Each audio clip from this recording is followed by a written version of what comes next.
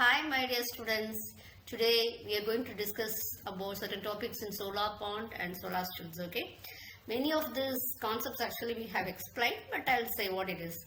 So another way to tap your solar energy is with the solar ponds. What is solar pond actually? Solar ponds are large scale energy collectors and with integral heat storage for supplying thermal energy. It can be used for heating, water desalination, refrigeration, drying and power generation. Okay. So what is solar pond? It's a body of water that collects and stores the solar energy.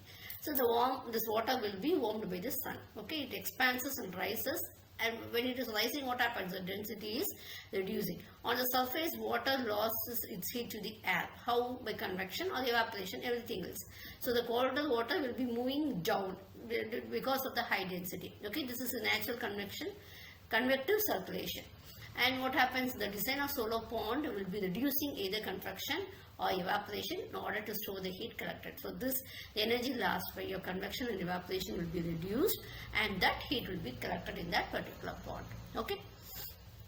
So this has three zones. What are the three zones? We have your upper convective zone. You see that is adjacent to the surface as a homogeneous convective zone that serves as a buzzer zone. So it will be between the environmental fluctuations of the surface and conductive heat transport from the layer below. You can see this.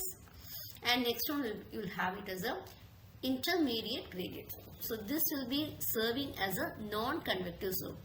It will be thicker and it will be occupying more than half of the depth of the pond. You can see that it will be occupying more than half of the depth of the pond. Okay.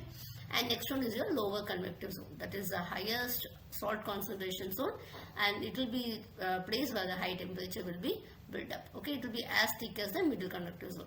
See, in order to maintain a solar pond in a non-equilibrium state, it is necessary to replace the amount of salt. Okay, salt must be added to the lower convective zone. Okay, and fresh water should be added to the upper convective zone while brine is being removed. The surface area of the pond will be affecting the amount of solar energy. Okay, so the dark surface at the bottom increases the absorption. You know, very well, dark surface will absorb more the solar energy. Okay, magnesium chloride, sodium chloride, or sodium nitrate can be dissolved in water and can be used. So the concentration will be densest. You know very well, the density will be more at the bottom level. Okay, and the density will be zero at the topmost level. So actually convective solar pond, actually you can see this example. We are having a plastic blanket, air and the water will be at the last, and will have insulation. So that we call it as a black pond. Okay, so the back has a blackened bottom and it will be having a foam insulation below, and two types of glazing. This sheet can be made of plastic or either made of glass. It will be placed at the bottom. Okay, the sun will be heating the water in the bag during the day.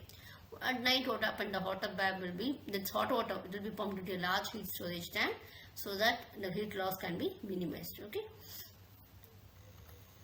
you can see this is the flow diagram of a solar power electric power plant. Okay, so you can see that the solar radiations and what you are getting, the steam is being taken to the evaporative boiler. From that, where it is fed into the turbine, and from the turbine again condenser, and then the process is repeating. So this is actually converted into mechanical energy and then into electrical energy. You can see that. Okay, so what it is advantages? We can say advantages is environmental friendly.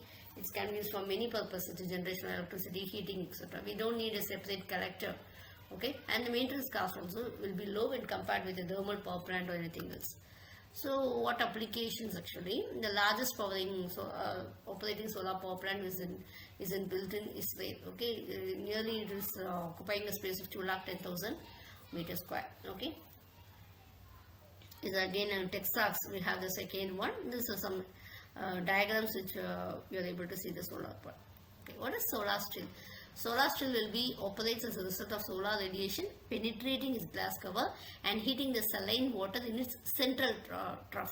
And what happens when the solar radiation is penetrating? Some of the water will be evaporated. Okay, this condenses on the underside of the glass, and which will be dissipating the heat to the surroundings. Okay, so what the solar stills will do? They will be providing solar power desalination based on the concept that solar energy is driving water evaporation. Okay, they can be used for distilling, collecting and supplying high quality drinkable water for our daily use. Okay, thank you.